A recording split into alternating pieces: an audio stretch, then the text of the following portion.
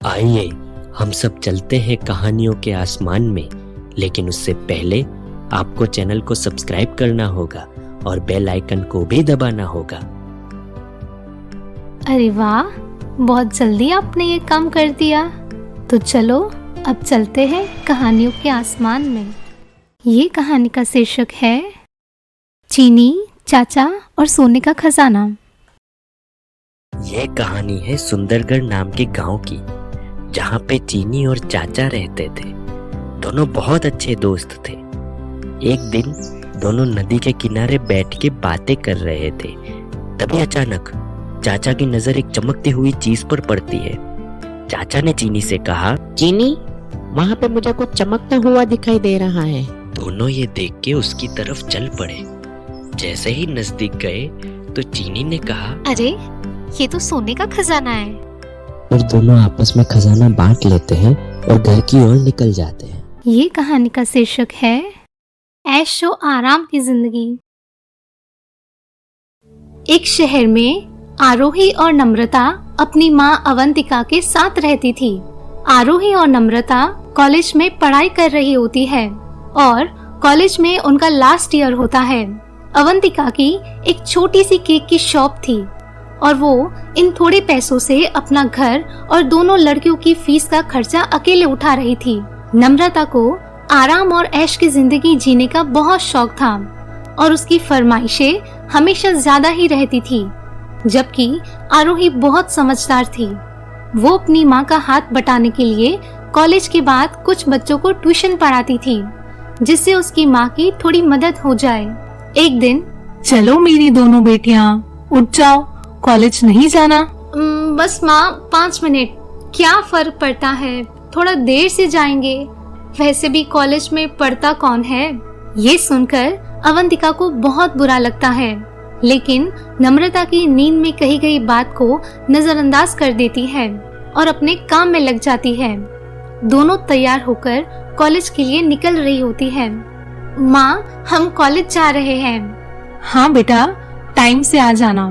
मुझे थोड़ी देर होगी आने में। क्यों, आज कोई एक्स्ट्रा क्लास है तुम्हारी? Extra class? अगर होती भी तो पढ़ता कौन है। तो फिर तुम्हें क्यों देर होगी? आज हम फ्रेंड्स मिलके पार्टी करने वाले हैं। अब थोड़े ही दिन रह गए हैं कॉलेज खत्म होने में। और ये क्या तुमने लगा रखा है? पढ़ाई कौन करता है? क्या तुम वहाँ पढ़ती नहीं हो नम्रता? So boring. वैसे भी कॉलेज के बाद तो मेरी शादी हो जाएगी और मैं एक रईस लड़के से शादी करूंगी। ये रोज रोज की बेकार की जिंदगी कौन जिएगा। ये कैसी बातें कर रही हो नम्रता?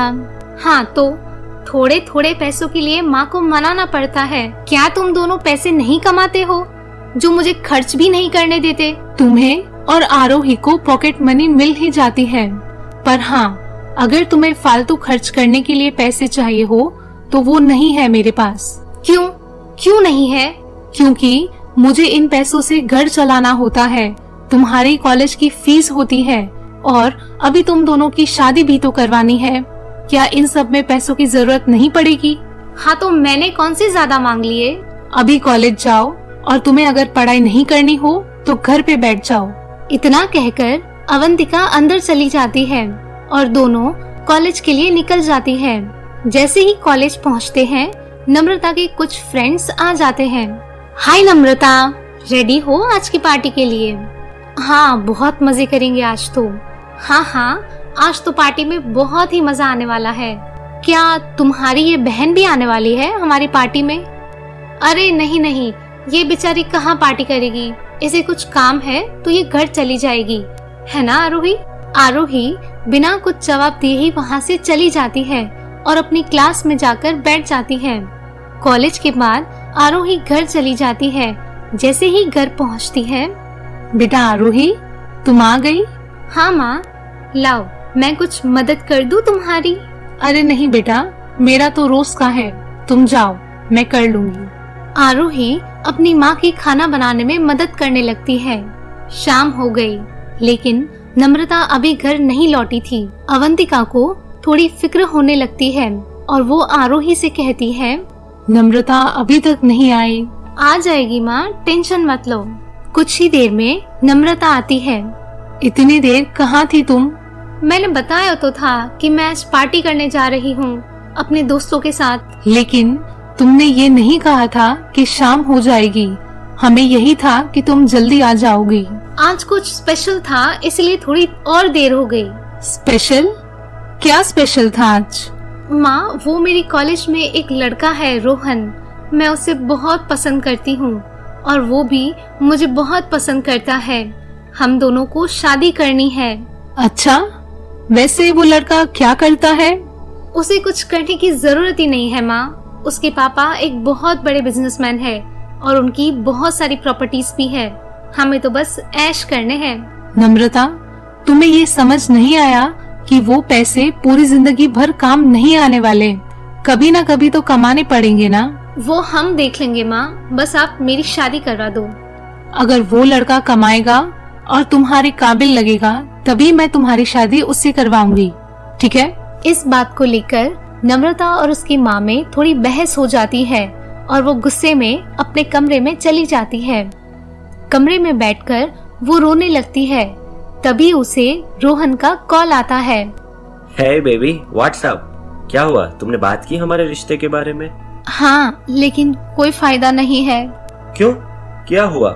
नम्रता फिर सारी बातें रोहन से कहती है।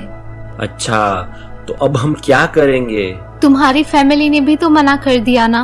वो तो एक रईस खानदान की लड़की से तुम्हारी शादी करवाना चाहते हैं। मेरे पास एक आइडिया है, लेकिन तुम मानोगी? हाँ, बताओ ना। हम भागकर शादी कर लेते हैं। ठीक है, मुझे मंजूर है, हम भाग जाएंगे। ये सारी बातें आरोही सुन लेती है और अपनी माँ को जाकर बता देती है। दोनों नम्रता के पास जाते हैं। नम्रता, क्या ये सच है? तुम और रोहन भागकर शादी करना चाहते हो? हाँ माँ, अब आप भी तो नहीं मान रहे हो, तो हम क्या करें? हम कुछ गलत कर रहे हैं? बेटा, जरूरी नहीं कि वो लड़का तुम्हें हमेशा खुश रखेगा। अगर उसने धोखा दे दिया तो तुम क्या करोगी, ये कभी सोचा है? वो ऐसा लड़का नहीं है माँ। माँ, क्या आप इनकी शादी करवाओगे? अवंतिका अपनी इज्जत बचाने के लिए अपनी बेटी की शादी उसके मनपसंद लड़के से करवा देती है, क्योंकि अभी आरोही की शादी भी करवानी थी। अगर नम्रता भाग जाती तो उसकी समाज में नाक कट जाती। शादी होने के बाद नम्रता और रोहन खुशी से रहने लगते हैं और ऐश और आराम की जिंदगी जीने लगते हैं। कुछ टाइम बाद आरोही की शादी एक नौकरी पेश आदमी से हो जाती है और वो भी खुशी से अपने पति के साथ रहने लगती है। थोड़े दिनों बाद दोनों बहनें अपनी माँ के घर आती है। अरे मेरी दोनों बेटियां, कैसी हो? ठीक हूँ माँ, मैं तो बहुत खुश हूँ। दोनों की बातें सुनकर अवंतिका बहुत खुश होती है, लेकिन नम्रता के तेवर कुछ अलग ही होते हैं। माँ, कितनी गर्मी है यहाँ पर, कैसे रहती हो तुम? मुझे तो एसी की आदत है, उसके बिना चलता ही नहीं है। माँ, तुम भी एक अच्छा सा एसी खरीद लो ना। अरे नहीं बेटा, इसकी कोई जरूरत नहीं है। और आरोही, तुम्हारा पति तुम्हें खुश तो रखता है ना? तुम तो वैसे ही लग रही हो जैसे तुम यहाँ थी, ना कोई कीमती गहने ना कुछ और। नहीं नम्रता, मैं बहुत खुश हूँ अपने पति के साथ। ये सुनकर नम्रता शांत हो जाती है और दोनों खाना खाकर अपने ससुराल चली जाती है। नम्रता जैसे ही अपने ससुराल पहुँचती है, देखती है कि घर में सब एक दूसरे से गुस्से में बातें कर रहे होते हैं। वो अपने कमरे में जाकर उसके पति का इंतजार कर रही होती है।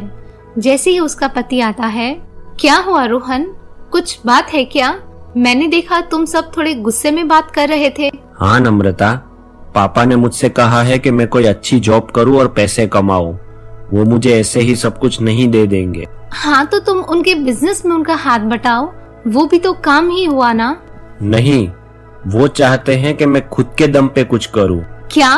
पर क्यों? वो चाहते हैं कि मैं भी पैसे कमाऊं। पैसे कमाने के लिए मेहनत लगती है।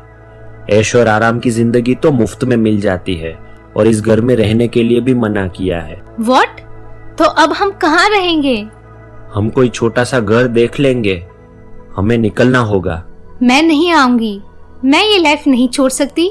मुझे कोई प्रॉब्लम नहीं है, फिर रोज रोज की बातें सुनने के लिए तैयार रहना, ठीक है? रोहन और नम्रता एक छोटे से घर में रहने चले जाते हैं लेकिन वहाँ इतनी सारी चीजें नहीं होती जो उस बड़े घर में हुआ करती थी। पर बेचारी नम्रता क्या ही करती। कुछ टाइम बीत गया, लेकिन रोहन को अब तक कोई अच्छी नौकरी नहीं मिल रही थी, क्योंकि उसका कोई भी एक्सपीरियंस नहीं था। एक दिन नम्रता उसकी माँ के घर जाती है और वहाँ आरोही भी होती है। दोनों देखती है कि नम्रता कुछ परेशान लगती है। बेटी नम्रता, कुछ बात है क्या? तुम थोड़ी परेशान लग रही हो। फिर नम्रता सारी बातें अपनी माँ को बता देती है। ये सुनकर उसकी माँ और आरोही को बुरा लगता है। तो तुमने क्या सोचा है? आरोही, एक मदद करेगी? हाँ जरूर, बोलो ना। तेरा पति तो एक अच्छी नौकरी करता है ना, तो तू अपने पति से बात करके रोहन के लिए कुछ करवा देना। ठीक है, मैं बात करके कहती हूँ। आरोही अपने पति से बात करती है और उसके पति की ऑफिस में एक अच्छी पोस्ट होने की वजह से रोहन को जॉब मिल जाती है, लेकिन शुरुआत में पैसे थोड़े कम मिलते हैं। कुछ समय में आरोही के पति को प्रमोशन मिलता है। ये देखकर नम्रता को एहसास होने लगता है कि ऐश और आराम की जिंदगी जीना आसान है, लेकिन मेहनत करके पैसे कमाना मुश्किल है। धीरे धीरे करके ये सब संभालना वो सीख लेती है और वो भी एक छोटी सी नौकरी में लग जाती है, जिससे दोनों के पैसों से घर अच्छा चलने लगता है। आपको हमारी वीडियो कैसी लगी ये आप हमें कमेंट सेक्शन में बताएं। अगर अच्छी लगी हो तो वीडियो को लाइक करें, अपने दोस्तों रिश्तेदारों से शेयर करें, चैनल को सब्सक्राइब करें और हाँ, बेल आइकन दबाना ना भूलें।